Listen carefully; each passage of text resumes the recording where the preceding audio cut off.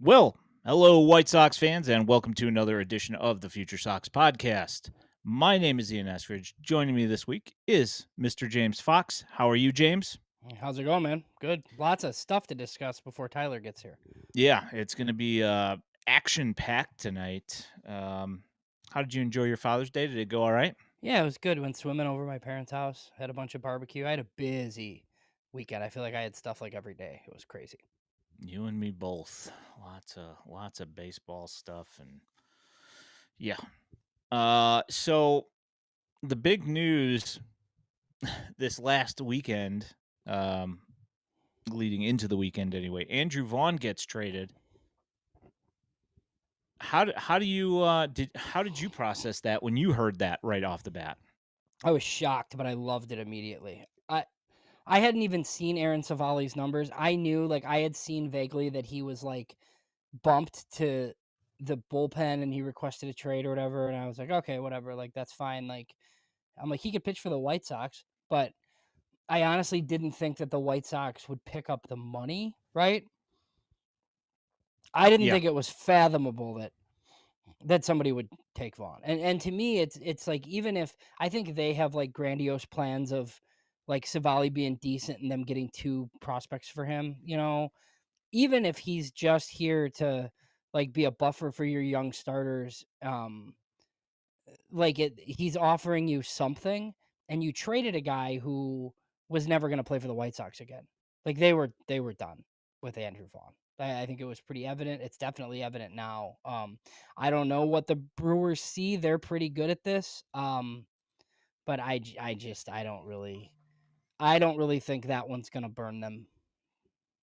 yeah. I don't know what they're thinking.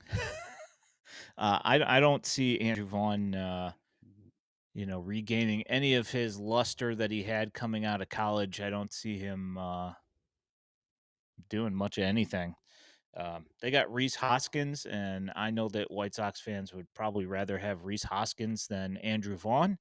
So you know, they already have him. So I don't know. I don't know what their plans are. Well, there was a tweet from somebody, Nightingale or something, that was like, if the Brewers are convinced that Vaughn could be good for them, they'll trade Reese Hoskins. I'm like, like, in what world would he like? He's been worth like -2 WAR like in his career. Like, all the stats are out there now, like how awful he was, and some of that is skewed because his first 2 years he spent a lot of time in the outfield, like accumulating negative WAR. But I mean, even his best seasons were like barely above replacement level for like WRC plus. I think he had like a 110 WRC plus one time as a at right-handed. his peak. Yeah, as a right first baseman that plays bad defense. He doesn't walk, he doesn't hit enough homers. I just yeah, the fact that they got anything for him is astounding to me. And this guy, I mean, look, if you look at the track record so far, and it's very, brief, like even what they've done with Eric Fetty, with Shane Smith, with Adrian Hauser. Like, Savali could be a 3.7 ERA guy for the White Sox and accumulate innings, and That's useful. you trade him for a couple of DSL arms or whatever, and you go on his merry way. I mean, that, they weren't going to get that for Vaughn. No, I mean they're going to get more value out of Savali. I mean, there's just no way that he won't be worth more than Vaughn was, even if he pitches exactly how he did in Milwaukee, which wasn't bad. They just had more arms than they brought Mizorowski. Well, again, the numbers are kind of skewed, right? So it's 5 starts with an ERA close to like 5, I think. But the first start he got hurt, and then the 4 starts after that he had like a 3.6 ERA. Yeah, I don't, I don't get, I don't know what the Brewers are doing, but then again, they gave up Shane Smith as well. So, and I know that, Chris Getz says, oh, well, he's not the same guy that was there last year, because he added the change. Yeah. And so that was a big deal. But at the same time, you know, I mean, as everybody has, all the national people have said, I can't believe that there's 40 more people that were more qualified to be on their 40 man than Shane Smith, even without the changeup. I mean, last year he was pretty stinking good out of the pen for them and starting. So I don't know what they were thinking. Well, I think lots of people identified him right away as one of the better options, like in the Rule 5 draft. And one of the other ones was Mike Vassell, and now they have both of them. It's so crazy. You know what's funny is remember Ryan Noda was the first pick in 2023 to the A's, and he had a pretty decent year, and he hasn't been very good since. But Yeah, and so they have another Rule 5 guy on the team. yeah, it's I get, we're gonna have all of them. But and we had Gage Workman Yeah, also. I know. So I mean, we're just going to go through all the Rule 5 guys that we can possibly get in one season and stack those guys with your Josh Rojas's and Jacob Amaya's, and we're just going to have Nick all of, Maton. yes, every single one of the guys that you see on somebody's roster and you go, "Oh, I recognize that name," Did you see but they're not any good. it's 51 players already. Oh man, Sporkle's gonna be brutal. Like they're gonna get to 80 plus. I mean, so they made it to. We were like floored when they made it to like what was it, 74 at spring training. Yeah. I mean, I mean, if they'll they have make it to 80, that's eh, putting on the they won't have 26 80. man. I guess that's too many. But they'll definitely have 10 more, which puts them at 60. They might get to 65 with bullpen arms and call ups, and it just like you might have Drew Baker playing at some point, or Yeesh. one of these guys. Yeah, insane. So yeah, so the White Sox pick up Ryan Noda. Um, I don't. Another one of these things that I don't. I mean, I get what they're trying to do to see if they can find one of these guys and then possibly fix them because they've Hmm. had some success before, but I don't know, hasn't worked out so far this year. And all the guys that they've picked up have gotten hurt for considerable amounts of time, and it's He just kind of fits the profile of what they're looking for, though. I mean, it's a lot of strikeouts. Like he's got to cut down Ks or he won't be up very long. But he does walk a lot, and he has like a general idea of what's happening, and he's decent at first. And they don't like the way Tim Elko is approaching things, and gave him a very clear message when they sent him back. yeah. Like he's just like in between. Um, I can't really explain Brooks Baldwin going back down, but we'll see. It's a lot of roster churn. Yeah, so about that, yeah, Baldwin comes up, gets 3 pinch hit, cracks at the apple, and things do not go well. A young guy coming in to take some swings against generally the team's best pitcher in high leverage situations, and things didn't go well for him. Shocking development. And Tim Elko, he's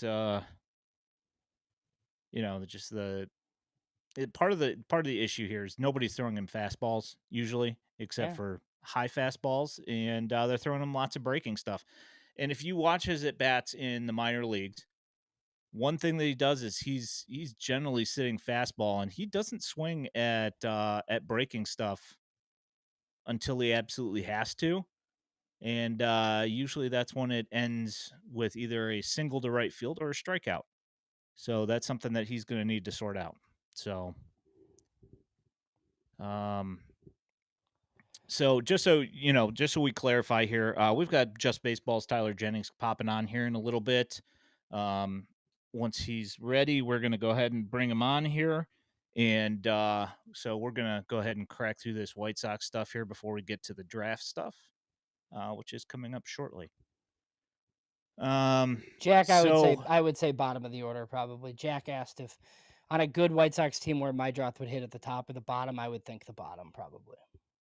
hmm, I mean, if I you mean, have like three guys better than him, you know, yeah, I mean, he fits he takes pitches. He generally works in at bat pretty well. So I mean, I'm fine with either, really.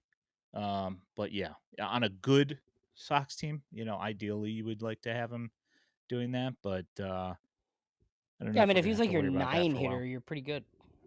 Yeah, no, that would be great. Um, so there was a kind of a thing on social media this last week with Noah Schultz getting bumped to AAA.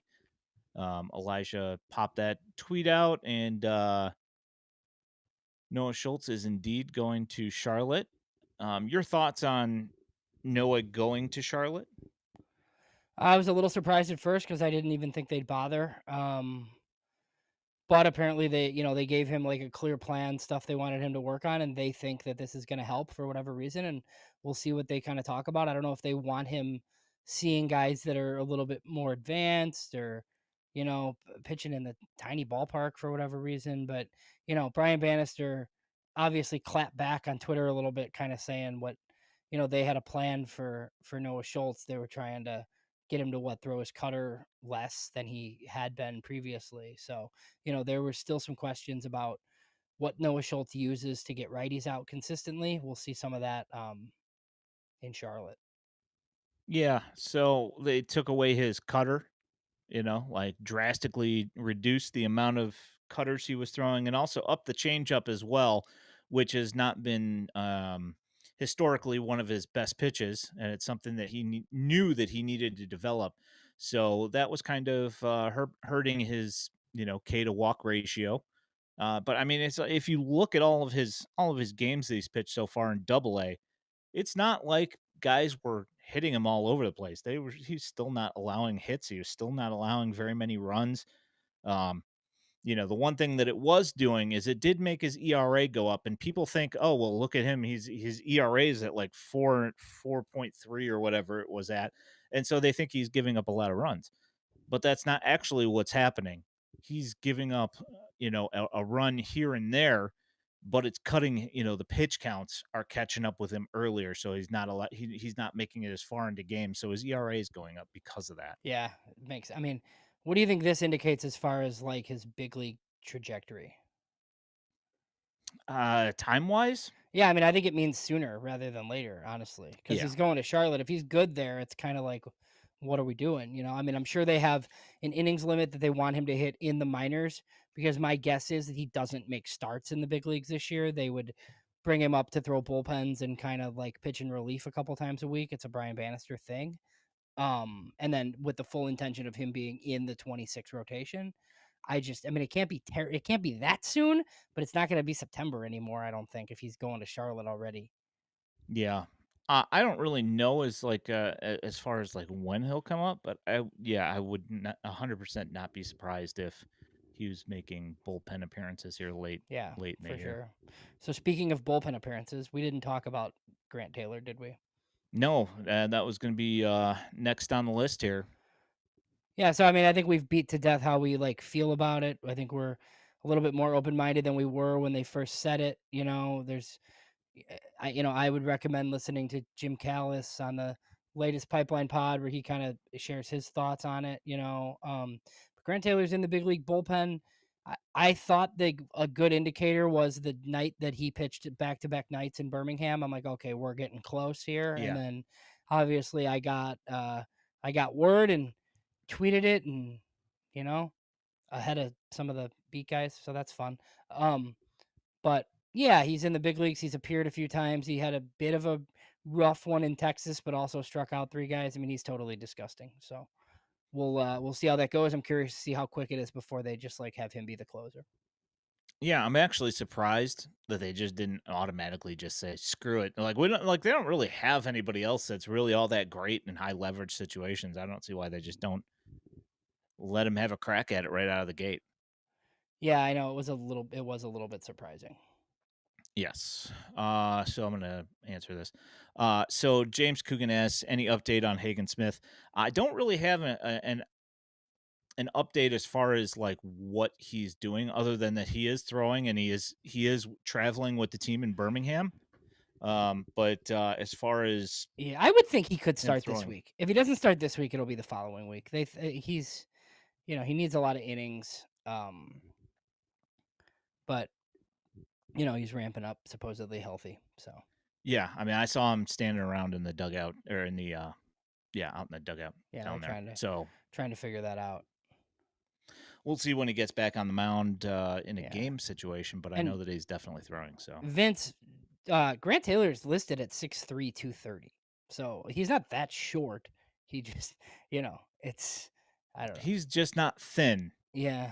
He's built. He's just not. He's not one of those you know long limbed 6'3" guys. He's a stocky 6'3". So Tanner McDougal, he gets bumped to Double A. Um, Pretty stoked about that personally. Your thoughts on that? Yeah, pretty well deserved. I mean, he's been good. I think, a lot of times this year we've kind of talked about how we liked him. Keith Law had him ranked in I think like his top 10. But look, I think we always and I don't necessarily want to speak for you, but I thought it was headed towards a bullpen future, a good bullpen future, but a bullpen future. Um, and he's kind of changing the narrative a little bit, and we'll see what happens in Double A. But he's one of the better pitching prospects in the system. I think if we re-ranked right now, he'd be in the top 20 for sure. So his stuff is just absolutely gross. Yeah, I still had hopes for a starting role, but I could have seen had he, I could have seen if he had kind of worked himself into a bullpen situation. But he's been attacking hitters this year, and the walks have come down. And with the walks coming down, he's looked a lot better in a starting role. Is So, 3.28 ERA in Winston over like 60 in it, 13 starts. Um, yeah, it's like 11.4 Ks per nine. The walks are still right around 5, but they were higher than that before. yeah, yep. No, he's had a couple of games where he's been up there in the 5-6 walks area. I think it was like 2 starts if I remember correctly. But everything else has been like 1, 2, 3, if he goes deep in a game. He's been Yeah. doing pretty well. So, yes, baseball, we did answer that if you want to scroll back. Otherwise, just go ahead and jump back there and take a look afterwards. Yeah. We did talk about So the Schultz. so the double A rotation obviously will have Hagen Smith in it, and then Tanner McDougal in it, and then Shane Murphy's been really good. I don't know, Charlotte. He was a late pick, obviously out of junior college. He's always been kind of good, um, but he's doing very well. He's a lefty in double A. Yeah, so teams saw him twice in 1 week, which generally either the first or the second time through, they'll get you, or they'll get you both times if they like your pitch mix. And this week against the Montgomery Biscuits, who they played in the championship last year, Shane Murphy goes 13 innings, and I think he allowed like 8 hits and no runs, Yeah. while striking out like 11 or so. So, So and it it's was on 50, 140 pitches. so it's 59 total innings, 49 at Birmingham with 7 starts. Um, so strikeout rate's down. It's only like eight eight guys per 9, but he's walking nobody basically in Birmingham with a 129 ERA. Yep. All right. So we have a guest here. You got anything else you want to hit here right quick before we pop Tyler on? No, I don't think there's anything else we had to do other than like, just general roster churn. I mean, I feel like there's a roster move made every day with this team. So Yeah. that's been interesting. It's what a bad team should be doing, I feel like.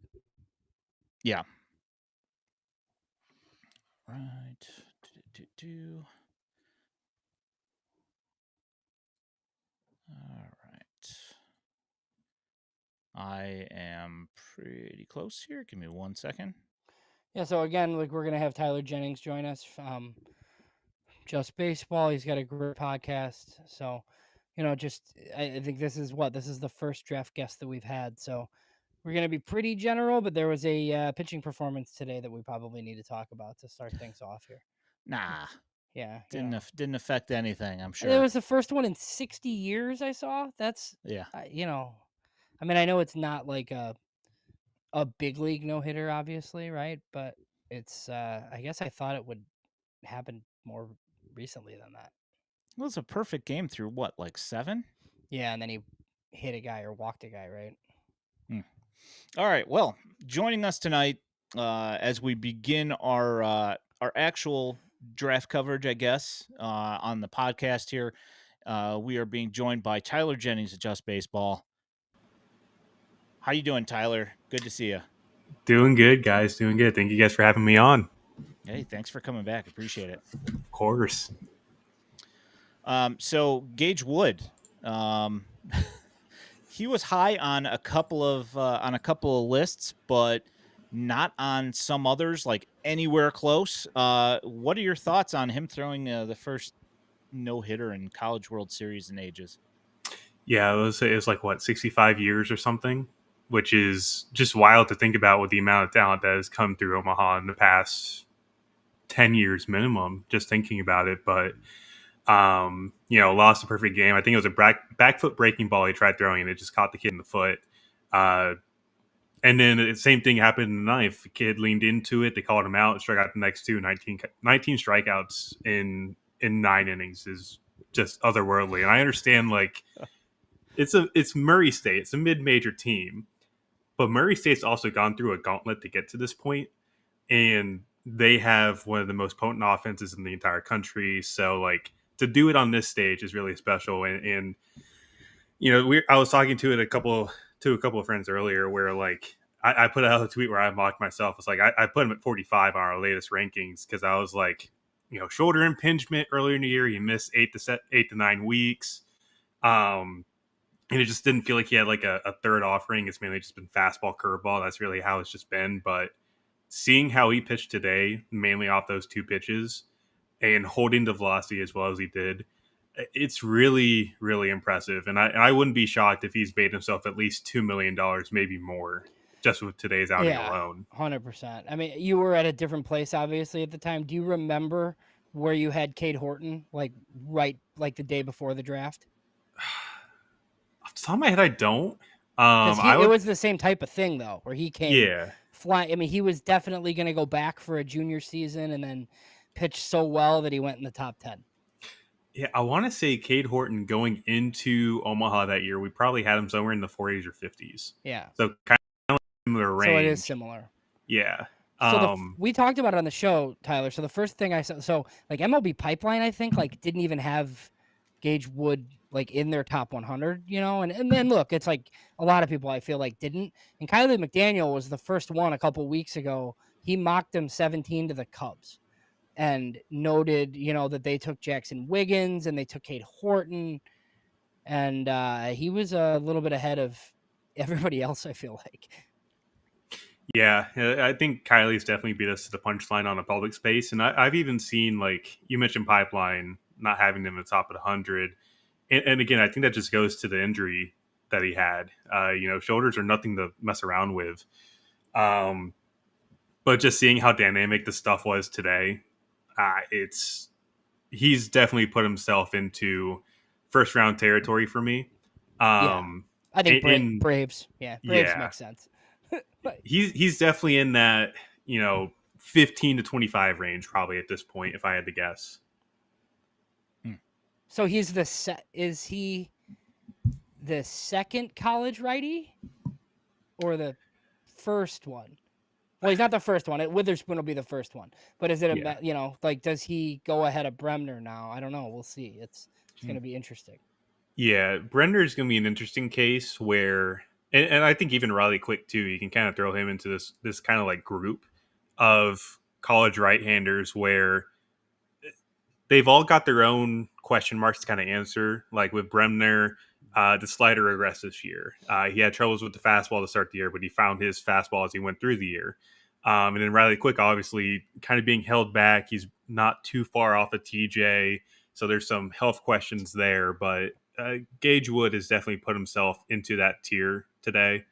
Um, as if even if he wasn't there already, like I think he's really turning up a notch coming down the stretch. Like he struck out 13 against Creighton in the regional not too long ago. Um, it's just really, really impressive what that kid has been able to do, and he did really well last year on the Cape as well. I think he struck out like 30 batters in 20 innings with just like 8 walks with roughly the same kind of stuff. So It's really, really impressive. There's now a track record. I genuinely will not be shocked if he's gone by like pick 20 or pick 25 at this point. Hmm. So, James, do you want to hop on with your barrage here? Oh, sure. Yeah, I mean, I think you're the first guest, Tyler, so we appreciate it. But just like the draft class in general, I kind of know how I feel. But how do you think this one stacks up overall? And then if you want to do strengths and weaknesses now, you can as well. Yeah, I will.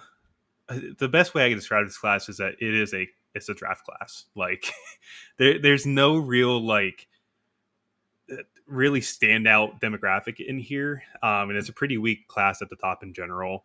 And that's not to like hark on any of the guys that are in this class. Like there's some guys that I really do enjoy, but like you look at some of the guys at the top, like Jamie Arnold in a different class, like you put him in 2023's class, I would argue he may not be a top 10 pick, and he might be on the cusp of a top 15 pick. So that kind of puts into perspective how this draft class stacks up to some of the recent ones we've had. I would say it's probably a step back from last year's as well.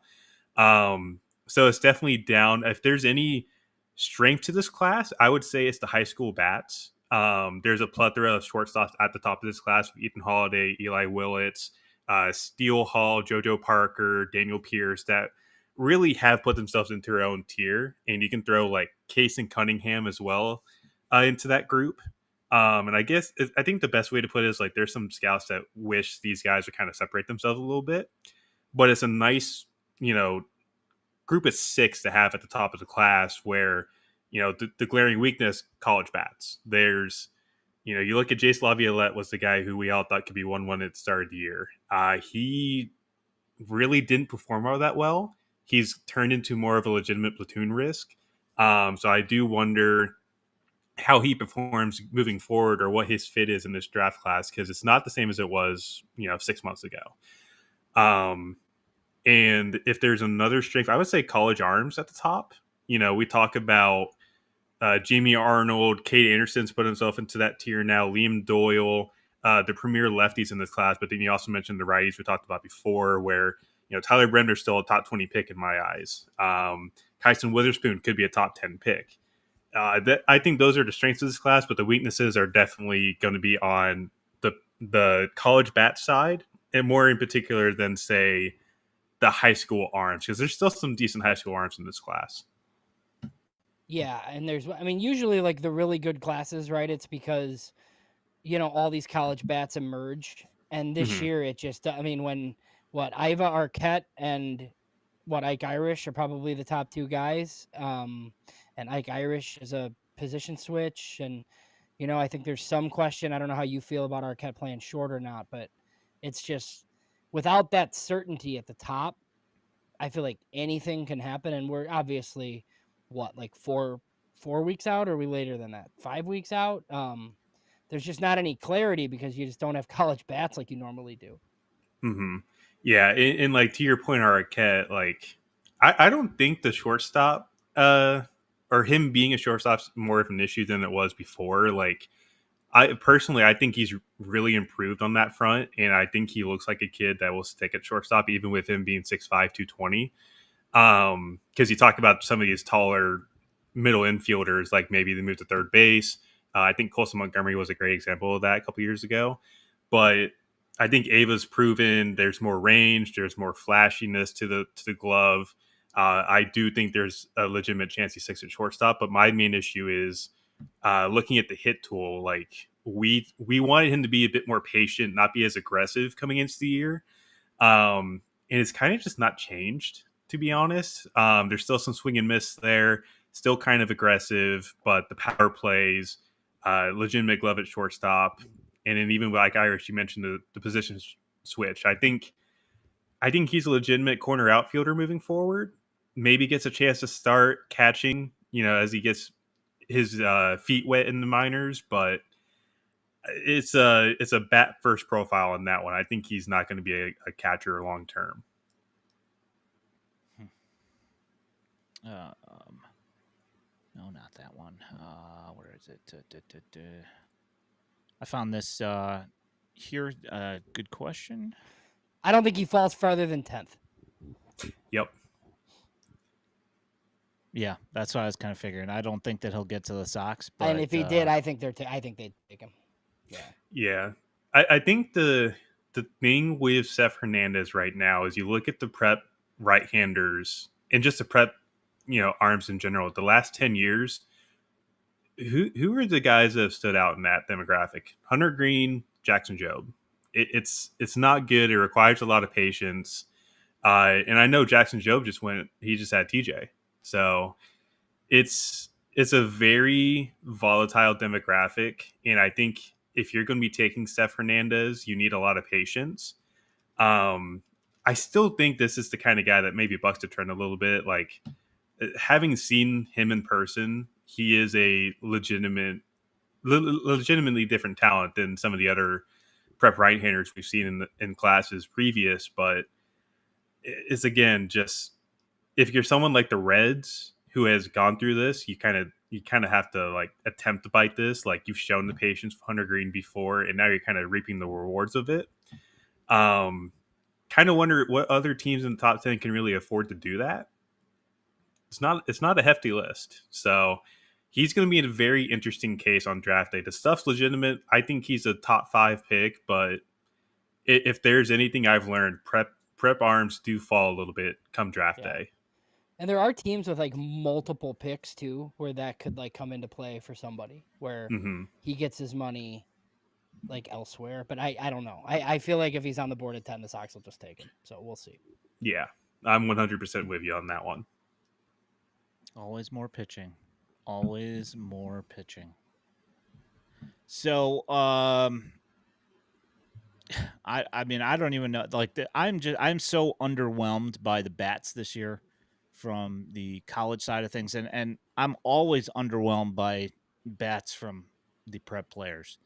Um, do you expect that any of this to with the college players? Do you think that there's going to be like some guys that are going to step up here in the College World Series that are just going to just going to raise their profile so much that they somebody wants to take a risk on them? That I'm not too sure at this moment. I thought personally going into this week, Brendan Summerhill from Arizona was a guy that could legitimately buy back his stock because he hurt his hand halfway through the year and it took him out for a solid 5 weeks if I had to guess. And he looked great coming back. Like, he didn't strike out for a solid 10 games, and he's a very polished hit tool. Not a lot of swing and miss, but there's also not a lot of power there. And from what I've heard, some guys weren't really impressed with his performance this weekend. And I still like Brendan quite a bit. Like, good runner, could probably stick it at center field to start, but maybe push him to right field. But I want to see the power kind of come together. Have no idea if it ever will, but it's an intriguing profile. I just don't know if he's done enough to really push himself further up boards at this point. If I had to guess on another guy, maybe like Charles Davalon from Arkansas, I have him as a guy kind of like in the comp round, maybe push him into the back end of the first round if he performs well this week. And I'm not sure. I haven't really paid attention to their bats at this point for Arkansas. But he's an interesting cat in terms of he's maxed out. He's like 5'11", 190, but power plays up from what he is. It's very compact. It's very strong. And the hit tool is really, really good. So he'll probably play that second base, left field at the next level, but the bat really does play for him. And I think ultimately, say Arkansas makes a run through the losers bracket on this side and pushes themselves into the finals against, I think at this point probably Coastal. Could see him push his way into the back end of the top of the first round, but really at this point, those are the two main guys I kind of look at in terms of bats that could, do something. And one of them's already out, unfortunately, with Summerhill. So it's going to be a very interesting time to kind of evaluate Omaha Yeah. going down the stretch here. I feel like the Coastal catcher can go higher than people think, maybe. But, like if it's in the early 20s, you'll be like, oh, okay bat, but you trust the defense really behind the plate. So Bodine, right? Yeah. Yeah. So that's one. So I'm gonna stay college, and then because I want to go prep heavy like for the White Sox just because of some of their ties. Hmm. So for me, like one of the guys that they have been linked to a little bit. How do you say the Tennessee is Gavin Kylan or Keelan? Keelan, yeah. Keelan, yeah. So he's a Wisconsin kid, so they know him well. He was on their area codes team. They flocked in to see Tennessee, supposedly to see him. And look, I think they'd probably take a prep guy over him. I guess my question there is like, what are the chances that he could play shortstop? And then if you think he can you compare and contrast him with Merrick Houston for me? Yeah. I think kind of recently watching some of this film, I think he can probably stick at shortstop a lot more than people think. Tennessee's just been utilizing like Ariel Antigua, who's eligible next year. He's been a better shortstop left for them over the course of the year. But when he came back from I think Keelan had a hamstring injury like halfway through the year and started playing shortstop more down the stretch. He's got some range to him. If he's going to his left or right on camera, he can get a little bit out of whack, but there's good arm strength. I feel like he can kind of stick there for a little bit until he comes across a better defender, but ultimately might be a second baseman. But the approach change really is the big thing for him. Like, it's last year he didn't walk. I think he had 9 walks on the year at Louisville and didn't strike out a lot, but it was a very aggressive approach, swinging 50% at a time or more. Come in this year, he's cut that by 10 plus percent. Power's taking an uptick, even if you want to say that, like, plays at Rocky Top. It's a trampoline at times, but I think the power has gone up. I think the hit tool is pretty darn good for what it is. Even if he's like a offensive minded second baseman moving forward, I still think it's a good guy to take in this draft class. But compared to Merrick, Merrick's a legitimate shortstop, and I would wager the hit tool is maybe slightly better than what Keelan has. The power doesn't come close. I don't think Merrick has hit a ball over 108 this year. And as much as he's hit double digit home runs this year, I think that's more of just a result of the couch being the couch. And, a normal fly ball at like Ball and Walker is 30 feet outside of the ballpark at the couch. Um, so I think he's benefited from that. So I think at the end of the day, Merrick's probably like a 6 hit, 4 power guy with a chance to stick at shortstop legitimately. Whereas Keelan, it's a left-handed bat with more power and similar hit, but might be a second baseman. I think there's a really good argument to make for both sides. I've got Keelan slightly over Merrick for my money, but I think you can go either which way with these guys. They're both legitimately good talents. James, do you want to do the Willits tier? No, I was gonna go Laviolette first. So Okay. just like how worried are you? Just with what basically happened with Jace Laviolette this year. I mean, obviously he came into the year, looked like a top 5 pick, obviously, but I mean it's not even the K's, it's the whiff rate and all of it is just kind of frightening. I think the Sox are a team who know him very well. Mike Shirley has a really good relationship with Michael Early, his coach. I think 10's probably too high in this class at this point, but I mean, what can he do at this point, I guess, to, just go as high as possible? Um, Honestly, I think at this point, it's a lot of guys kind of banking on his secondary tools to kind of help him because we've talked about the hit tool before where I do think he's a legitimate platoon risk at this point, maybe like a Matt Wallner-esque kind of player moving forward.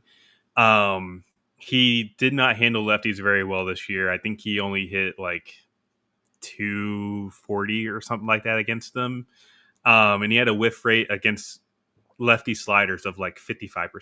It was not a good thing to really look at on paper. And another thing too was like the swing kind of looked more stiff at the start of the year. He kind of went through phases where like he looked really good, didn't look as stiff, and then here we are at the end of the year. I think he went like 2 for 14 with 11 punchies through the Mizzou series and going into Hoover, and his 2 hits for 2 home runs. So he's really interesting. Like it's seven power from the left side, but the hit tool really doesn't leave a lot to really desire there. Maybe he sticks at center.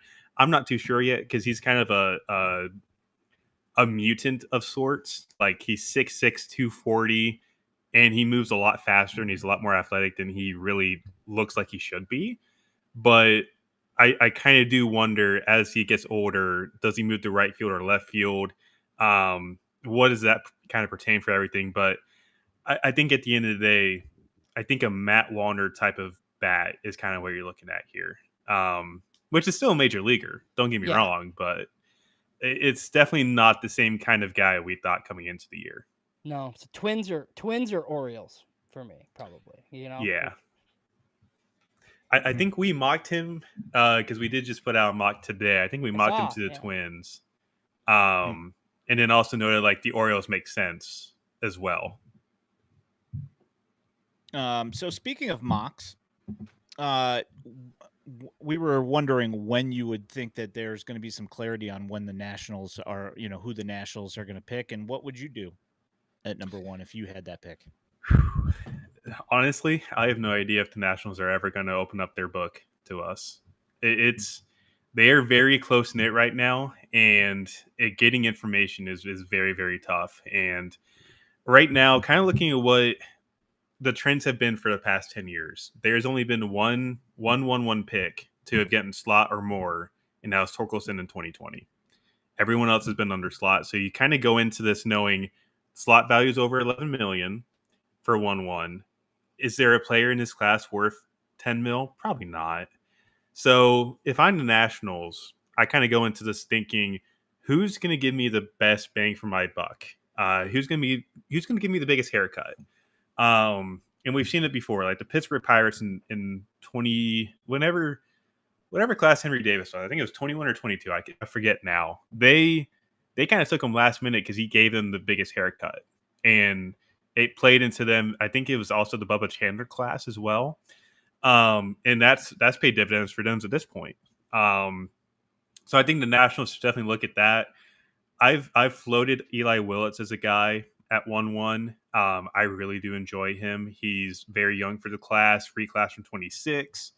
It really good switch hitter from both sides of the plates. I would say there's more power from the left side, but even then, it's not a power threat. He's like a six hit tool from both sides.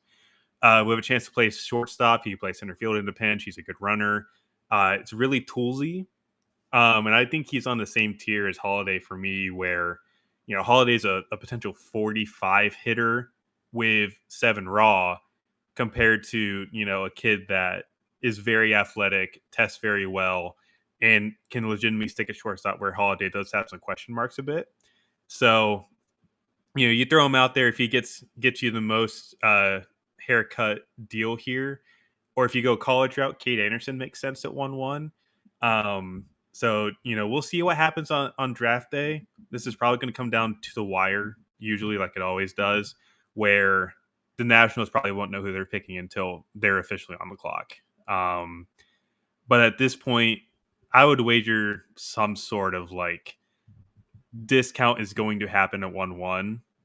I would say someone's going to get 9 mil, maybe at peak, but I'm here to be proven wrong, to be honest. Yeah. Well, and that's why I don't necessarily think that it's going to be Holiday because, Mm-hmm. like, he's going to get money at 4. So there's really no reason for him to take that big unless he just, like, doesn't want to go to the Rockies. But, like, Yeah. they'll pay him at 4. So there's not really a reason for him to take that big of a deal. I had Willits in my first mock to them. Like, I find that interesting, too. I don't know how the college arms are gonna, but yeah, I agree. They'll be deal hunting.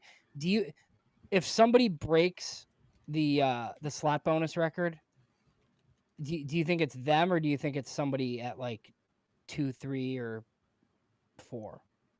Probably Rockies at 4. Yeah, that makes sense to me too. Yeah, like they're not afraid to spend big on guys that kind of fall a little bit.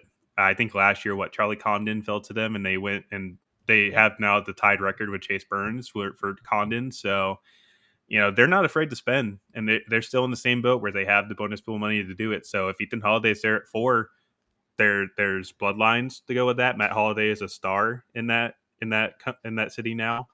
And I just don't think that if he gets to 4 or even 5 with the Cardinals, like he's off the board. And then which college guy are the Angels going to take and put in the majors this year? It's either going to be Liam Doyle or Kate Anderson. It's one of the two. If it's Liam Doyle, he'll be in a relief role by September. There's no question in my mind that that's going to happen. But for me with Doyle, like I want to see a bit more development on that front. But that's a fastball splitter combo that just plays in the majors right now. To be honest with you guys. Yeah. So Yeah, in your mock today, you have Liam Doyle at 10 to the White Sox. Yeah. That was kind of an interesting point in our mock as well when we were talking about it, me and Connor. We were kind of wondering where we should put him, and I felt like the White Sox have done a string of lefties in the past. Noah Schultz, Hagen Smith last year, obviously. I would wager Doyle is kind of on that same level as Hagen, where he's got a dynamic 1-2 punch, doesn't really have much of a third offering, and there's some effort there, there's some relief risk. So like, kind of following the trend a little bit. Kind of that's where my mind kind of went. Um, in like looking at Doyle, like I mentioned, I would like to see the breaking balls get a little bit better. Um, fastball in and of itself, best pitch in this class by far.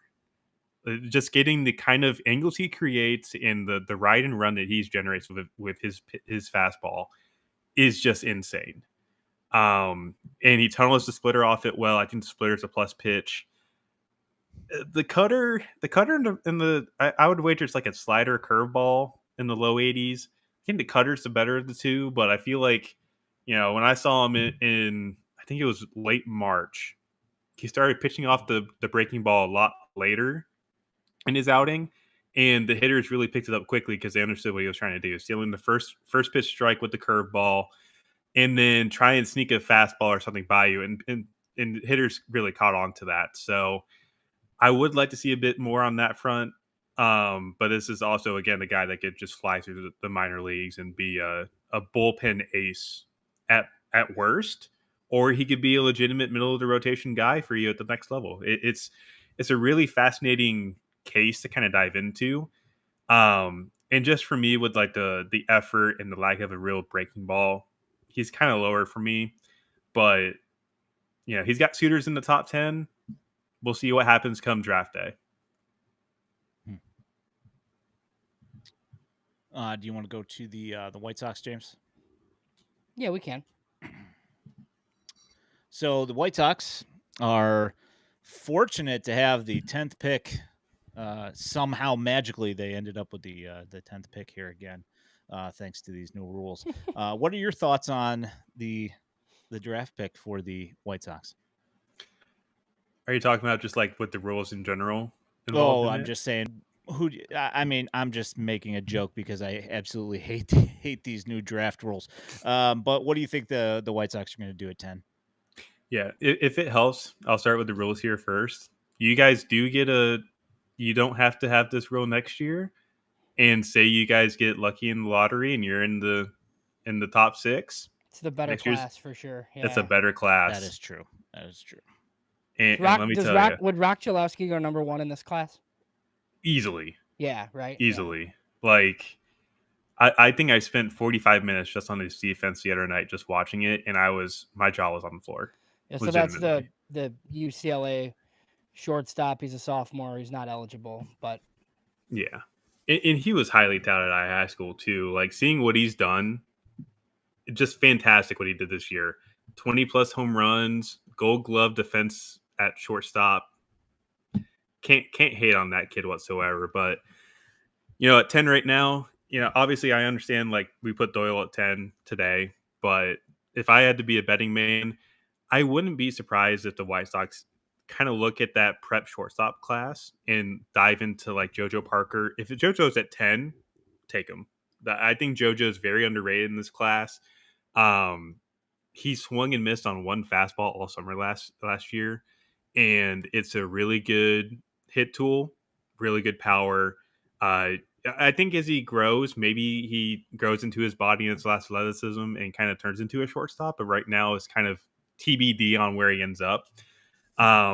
But he's a really, really good bat in his class. And I'm surprised. I think there's some outlets that kind of still have him back somewhere in like the 20s or something. I think he's a legitimate top 10 talent in this class. So if he's at 10, you pounce on the opportunity. If there's anybody else to kind of take there, I would wager someone like Casey Cunningham could be of interest. He might be a second baseman, but it's a legitimate hit tool from the left side. Has some pop in the tank, but he's really polished. It's really hard to go against the track record that he has. Um, and outside of that, could there be a shortstop that kind of sticks in there, like Merrick Houston, like we talked about before? Um, Merrick definitely has suitors between 10 and 15 at this point, and I would wager he goes somewhere in that range. So I think at the end of the day, if there's not a bat available that Chicago likes and Liam Doyle's there, take him.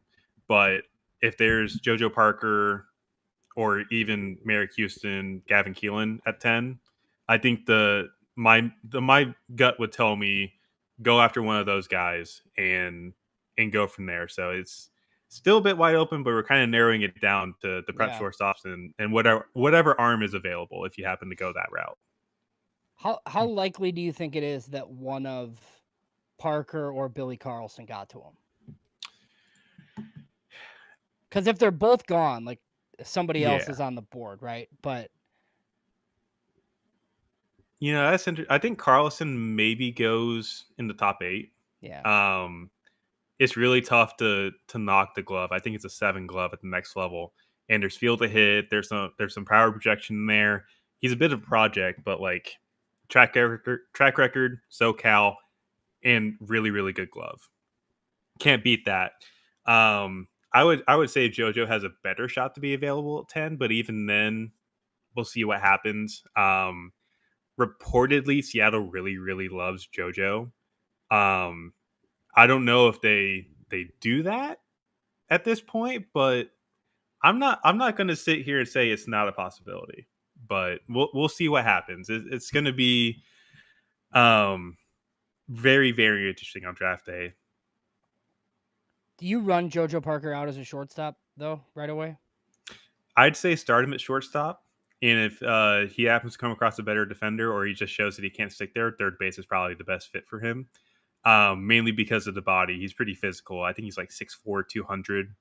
Um, so probably fits there at third base long term if he's not a shortstop. Yeah, yeah, because that's my fear is if like Willits goes super early and Carlson goes to like the Pirates or something.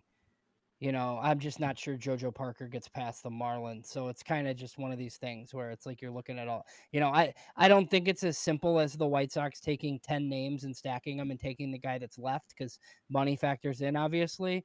Mm-hmm. But I do agree. Like, I think they want a shortstop and I think they'd prefer a high school one. But I'm curious to know, and you don't know this, obviously, but, like who would have to be off the board for them to go like Keelan or Merrick Houston instead at this point? Basically, I'm really curious. Yeah, I would imagine if all of Willits, Holiday, and Parker and Carlson are off the board, that's when Merrick and Keelan really start coming into play more. Because I'm just not really sure if Steele Hall or even Daniel Pierce is like a top 10 talent in this class. Like Steele Hall, insanely athletic, 80 runner, tons of bat speed, and he's 6 at shortstop, but um, just not quite sure how well the bat is at this point. I've not really got a chance to scout him a whole bunch, and he didn't really perform well when I saw him last summer. But it's a big turnaround for a kid that was, not really as explosive as he was a year ago. Is probably the best way to put it. And Daniel Pierce, like I think there's some questions with the hit tool there. It's really, really good glove, really good runner, a lot of impact to the middle of the field, but there's still some question marks to kind of really, really, really work on with the hit tool on that one. So I would wager if those top 4 are gone, that's when Merrick kind of starts coming into play. Yeah, the thing you bring up with Parker sliding over to third base, that's the kind of the thing that worries me about Holiday as well, because he's built a little bit more like Dad as opposed to Jackson, who's a little bit more streamlined. So, I kind of worry about him moving over to third base, but I don't think he's going to be around for the White Sox either. So it's kind of Hmm. I'll be surprised if they take a Yeah, bat just to yeah. just at all, just because they never seem to. So I wouldn't be surprised if it's another pitcher. Yeah, I mean, I think they want to go bat, but we'll see. I mean, because like if all these guys that we're talking about are not on the board, like somebody's going to be right. I think it's really easy to think that the three college lefties are probably going to be off the board, and Iva Arquette will probably be off the board. But like, after that, it's going to be a bunch of these prep guys. Hmm. Hey, we didn't put this in the thing that we sent you, Tyler, but we do have like some local-ish guys, like Jack Bauer, obviously, committed to Mississippi State because O'Connell just went there. How likely you think it is that he gets on campus, or somebody going to pay him? I feel like someone's going to pay him at this point. Um, I've been on record saying, it's still kind of the same guys what I saw last summer, where last summer he was like 2 to 5, kind of stiff, didn't really throw strikes, but the stuff's obviously there. And he's throwing with more intent this spring, but it's also across shorter outings. Command's kind of the same, maybe just a slight tick better. And obviously throwing 102, 103 from the left side. That's something we've never seen on a prep scale in history. Um, so he's an interesting case. I think someone does end up paying him. Probably not in the first round though. I would wager, early second round maybe to get him away from campus. But if he's still available, like by pick 50 or pick 60, he's gonna be someone to watch in Starkville because that is legitimate arm talent. As much as I mentioned his stiffness and everything, and the command not being there. It's hard to beat a kid throwing 103. Yeah. Do you have Appenzeller ranked higher than him? Let me double check. Actually, I want to say I do. Because he hasn't been. I feel like he hasn't been as good this spring, whatever you want, and I don't know that he's necessarily like a lock to sign either, but he was like the best Illinois pitcher, and that's way downstate, by the way, if Hmm. you're not familiar. He's not really a Chicago area kid, but there's been other kids from that area. Yeah, Appenzeller, from what I've heard, like he also played basketball this year, and they made a deep run into the state playoffs. From what I've heard, so he did kind of get a late start compared to everybody else. Um, but it's hard to really beat these projection lefties. Either at the college level or the prep level. Like, you always bet on this kid or these kind of kids where, one of these days they're going to finally start throwing hard, and then you're going to look back and go, we probably should have paid him. Um, and just seeing him last year, like he hit 94 from a low slot, really good slider, has feel for a changeup. I think he's the kind of guy that it's going to be a bit tougher to sign him. Tennessee's going to be breaking out the wallet to kind of get him to campus a bit, but it's legitimate talent that you're banking on comes around within the next year or so. He could be like the Son Hill, who the Twins took in, I think it was like the late second last year, where touched 96, really lanky, and now he's apparently touching 99 with more strength this year. So again, never really cut out these guys, but he might be a bit more of a overpay in terms of getting him the sign than we probably expected a year ago. Hmm. And then Ian, I think the last one, obviously, Nazareth, Jaden Foskey. I know Sox are very familiar. I've seen him mock to them like in the second round.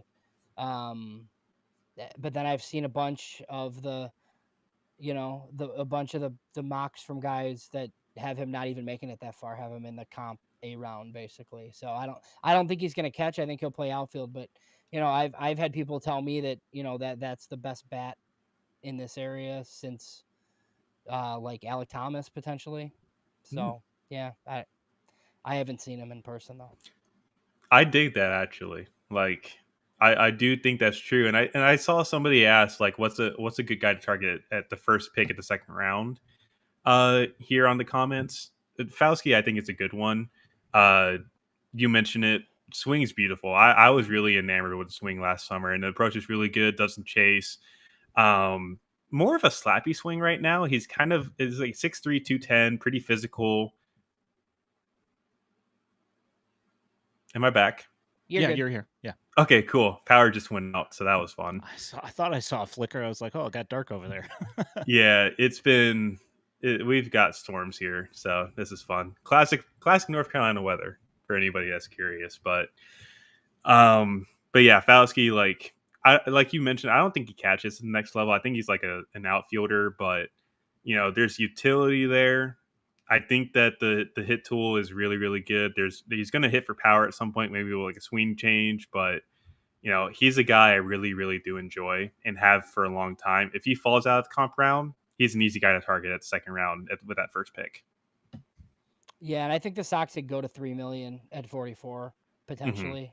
Like that's why I think if they could save a little bit in the first, they will. And then otherwise they'll just use the overage or whatever. But they'll be going over at 44. I mean, they did it last year with Caleb Bonham, and it's looking like it's worked out pretty well so far. Yeah, I'm glad that's worked out for Bonner because I definitely have some question marks for him, but I'm very happy that he's found his stride and kind of turned the corner a little bit. I really like the kid.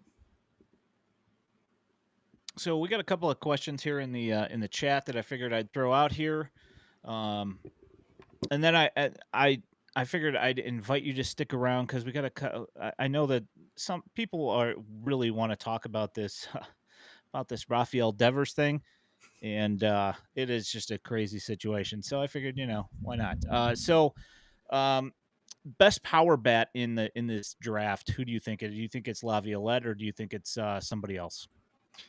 Yeah, I do think it's Laviolette. It's going to be, there's some guys that probably put 80 raw on that power tool, and probably 70 in game. I think Ethan Holiday is probably like 6 power in game and then 7 raw. He's probably the closest guy to kind of to really challenge him. But I would definitely wager Jace is the most powerful guy in this class. What are your thoughts on Devin Taylor? I know the MLB has him somewhere in the mid-20s. Is that roughly? I didn't see your guys mock here and see where he went this week. Yeah, I think so. I have in the back end of the first, like 27th ranked on our board, and on the mock, I think I had him. Oh, I actually forgot to put him in. Oops. Uh, but I think the best way to describe Devin Taylor is he's a very well-rounded bat and a very well-rounded profile, but there's not a ton of upside to really tap into. He's pretty physical and maxed out already. He's like, I think he's 6'1", 215, 220. The speed's not the greatest, so he's not going to be a center fielder, probably a left field guy at the next level. And I've heard some guys wager that he might be a platoon risk at the next level. Um, I'm not quite there with him yet, but he has struggled a little bit with lefties. But he's got the track record. He's got the pop to both sides of the field. There's a solid hit tool there. Um, I wouldn't be shocked given the weaknesses of this class to where he's a back end first rounder, just because of the fact that nobody else has jumped into the first round to really usurp him. And to even build on that, Caden Bodine's kind of the same way, where he's pretty much maxed out. You know what he's going to be, but he performs very well. It's a polished bat. We've seen him in his 25 game winning streak for Coastal, has been a very integral part of this lineup, and the defense has gotten better. So, I think they're both similar profiles where they're back end first rounders, but there's not a ton of upside to tap into. Yeah, I think Taylor can hit, but I think he's left field only for sure. Mm-hmm. So it's just it's another Oriole, pick 29. As Yeah, they just keep taking bats. Do you yeah. how similar, Tyler, do you think, like if you want a Laviolette type and you're scared to death, like how different is Luke Stevenson? Because he could stay at catcher too, and it's still that same type of like power profile. Yeah, I think with Stevenson, there's obviously risk with the leverage that he has. He's a draft eligible sophomore, so he's going to command a lot more than Jace would at this point. There's a lot of hit tool questions with him. Unfortunately, like end zone contact's not great. The contact quality is not good. Um, I kind of just wonder how much he hits, but also having a catcher with 55 power from the left side and has the tools to stick behind the plate, he's going to be a big leaguer for 5-10 years. Um, I would probably say like Andrew Fisher might be a better kind of bat to put on that tier. It's not insane power. Like the exit velocities, kind of look at it. How do you wonder how he's hit 26 home runs or whatever he's hit this year? Um, but he attacks heaters. He lifts the ball regularly. Doesn't whiff a ton. Doesn't really chase. There's an approach there. As much as he's not a legitimate position player somewhere, like he might be first base, might be a corner outfielder if someone thinks he's athletic enough. But as a first profile that I think should be in the back end of the first round just because of the fact that he's performed at a very high level for 3 years and has that approach to really go for him. Like it's really pro ready. And shouldn't take a ton of tweaking to have him really succeed at the next level. Do you have any opinions on Canarella out of Clemson? Um, at the beginning of the year, I was kind of wondering what was going on there because obviously he had a labrum tear last year, played through it, didn't really show his speed or his power last year. But this year was really weird in terms of the power just really never showed up. But I'll give credit where credit is due. He ended the year on like a 22 game hit streak. Looked a lot more confident in his swing down the stretch than when I saw him at the beginning of the year in Arlington. And I think he's a legitimate center fielder. I've seen people kind of put him on the same ledge as Vance Honeycutt, and I'm not quite there personally. I think Vance, being as good as he was for 3 years in that position at UNC, I thought he was an 80 grade defender and still think that. I think Cam's like a 6 or a 7 defender. Um, but I would like to see somebody kind of tinker with the swing, see if like there's some more power to unlock in that, and kind of just let him get healthy too. I'm just not sure if he's 100% still from the surgery, but he's an interesting guy. I think I would probably take him somewhere at the back end of like 30 or something, Yeah. or could be more of a comp guy compared to what he was to start the year. But he's turned the corner, and I think somebody's going to look at that and kind of bet that he can continue doing that at the next level, and hope and kind of pray that everything is kind of behind him with medicals.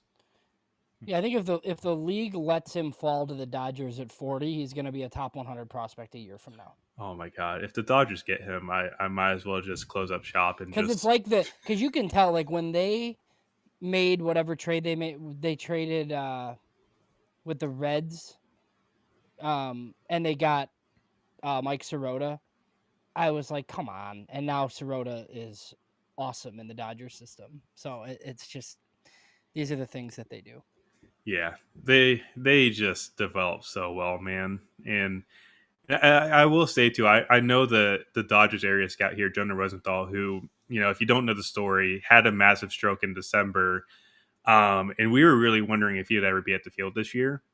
He is one of the most on the earth and one of the friendliest guys I've ever come across. And it's kind of a bit off topic from like what we're talking about, but wanted to give Jonah a shout out because he's been very, very friendly to me and has been an awesome guy to kind of interact with at the field this year. And I'm glad he's back. Like, not even 4 months after a big stroke like that, and he's back at the field. I thought that was a really awesome thing to kind of look at and go, this is a guy to kind of model something after if you're like a guy trying to get into the industry.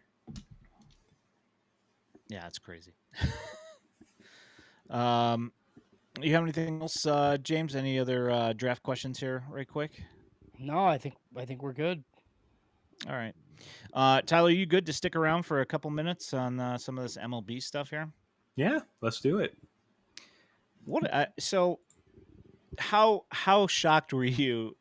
Now I know that you probably weren't all that shocked that he got traded, but how how shocked were you when it was put out there that Devers got traded to the Giants?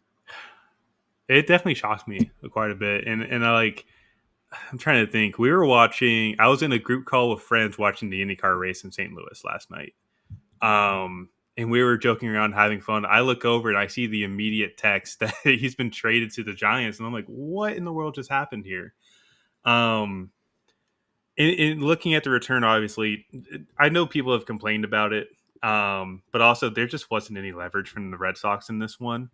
It just looked like a very messy relationship that was just not going to succeed. And having the Giants eat the remainder of what, like 8.5 years, $285 million, you're not going to get a ton of talent coming back from that. Because I feel like the Giants would have just hung up the phone if they had asked for like Eldridge or Wizenhunt to go pair with like Birdsong or something instead of Jordan Hicks, Kyle Harrison, and I think Tibbs was also thrown in there with another guy. Yep.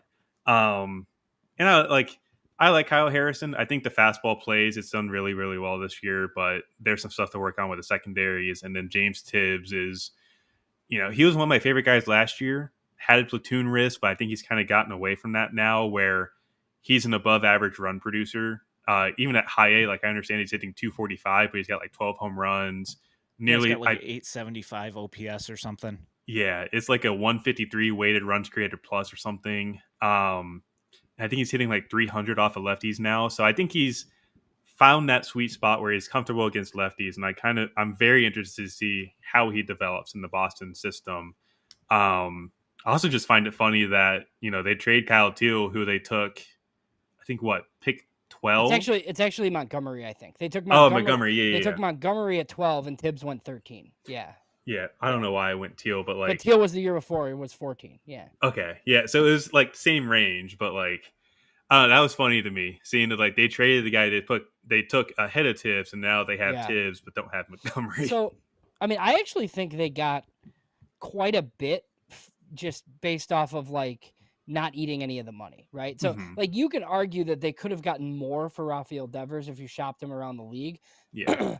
But you also would have had to eat like a lot of the money. I think they Mm-hmm. found the one team that was willing to eat the whole thing, because the Giants, like, just they have no luck getting free agent sluggers to go there. So, me and Ian kind of talked about it pre-show. I mean, like, the Mets can afford it, but they're not going to do it for a DH, and like the Cubs wouldn't. I think the Giants were the team, and I think they sucked out as much as they could get. Like, as like doing the trade the way they did it.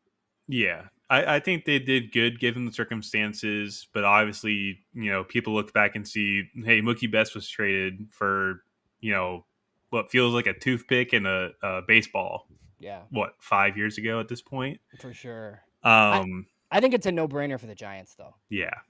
Oh, for sure. Like, this Like, is McCovey Cubs going to get sprayed a lot. So I'm very interested to see how that plays as a outside fan, but also as a Boston fan myself. We'll see what happens. That's tough. Sorry about that. yeah, long-suffering Red Sox fan over here.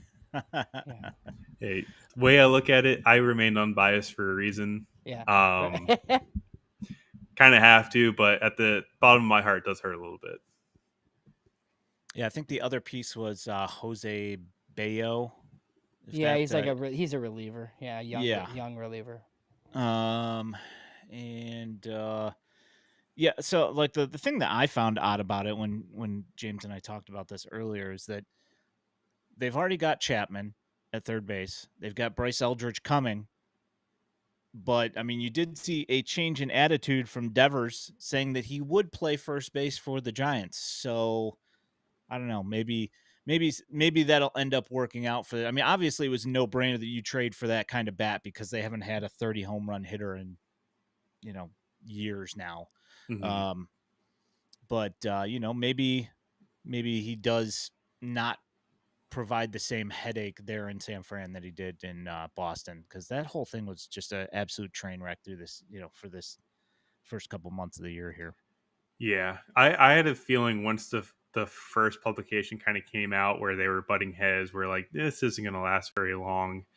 I definitely wasn't expecting it to last 2-3 months, but I think at the end of the day, they both moved on, kind of divorced at that point.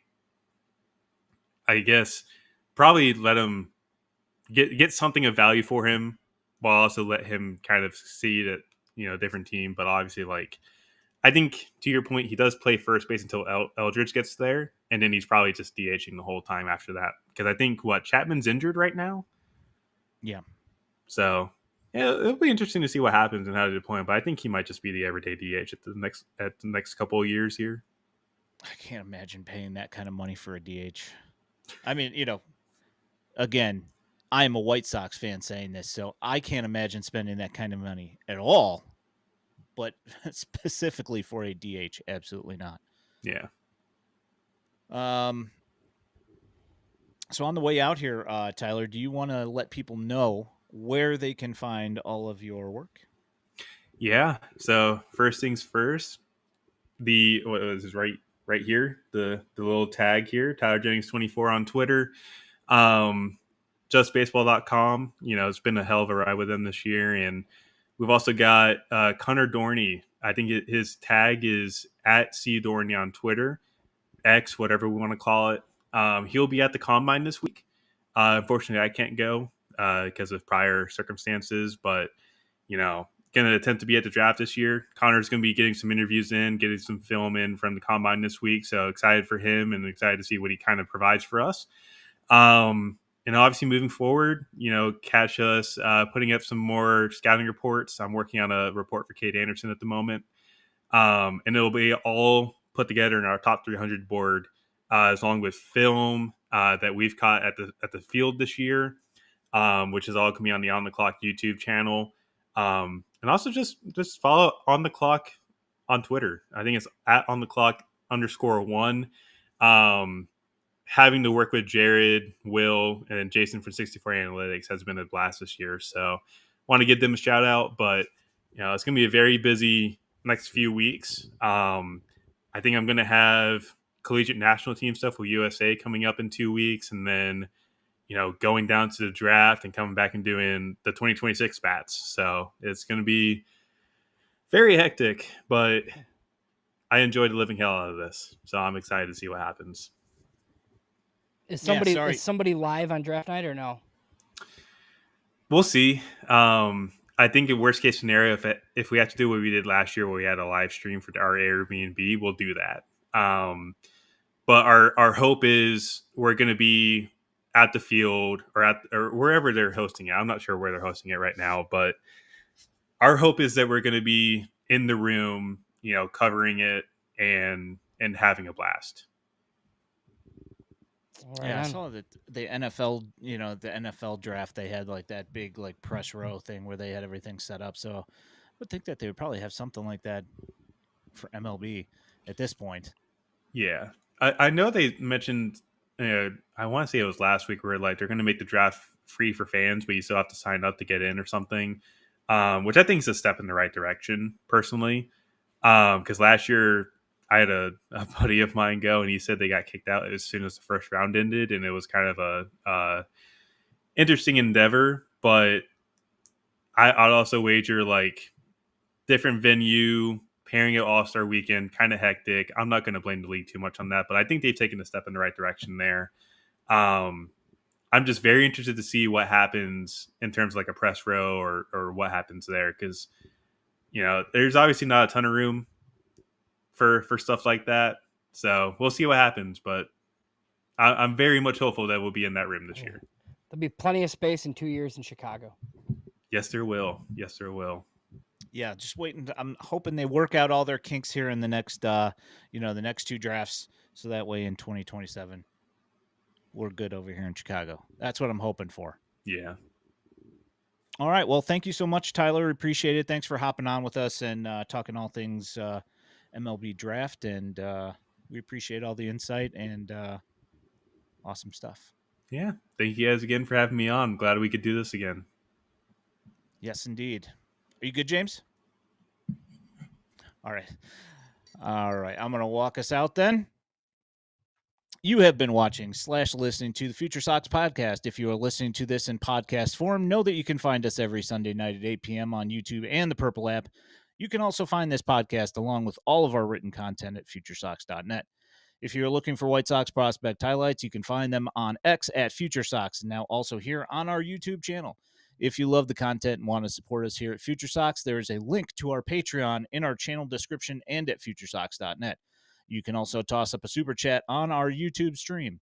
Also, don't forget to like this stream and subscribe with notifications so you know when we're going live while helping us in the World Wide Web algorithms. My name is Ian Eskridge at Daily White Sox. He is James Fox at JamesFox917. We appreciate all of you so much. Thanks for listening. Thanks for hopping in the chat. Thanks to our guest, Tyler Jennings, for coming on. Awesome. You guys, thanks for hanging out. We'll catch up with you guys next Sunday, where we'll have another guest also talking draft stuff. So thanks for hanging out. Thanks for hopping in and chatting and all that stuff. You guys drive this whole thing. We appreciate you guys. Have a great night. See you next week.